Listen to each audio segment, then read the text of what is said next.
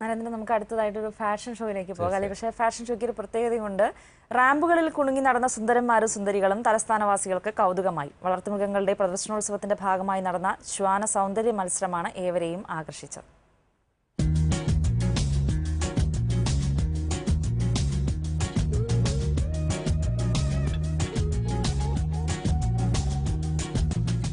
Neon വെളിച്ചത്തിൽ റാമ്പിൽ നായ്ക്കളുടെ പൂച്ച നടത്താം.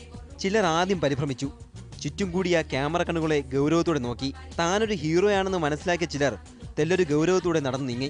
യജമാനന്റെ വാക്കുകളെ അനുസരിച്ചു. പല പ്രാവശ്യം പരിശീലനം ലഭിച്ച ചിലരാകട്ടെ സഭാകമ്പം വന്ന് എല്ലാം മറന്നു. നാണം കാരണം ഒന്നും അനുസരിച്ചില്ല.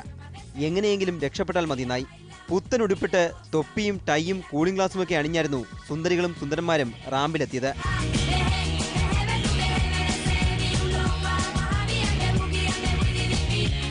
യജമാന സ്നേഹം, അനുസരണ, മേനിയഴക് എന്നിവയായിരുന്നു ശോന രാജാവിനെയും രാജ്ഞിയെയും കണ്ടെത്താനുള്ള മാനദണ്ഡം.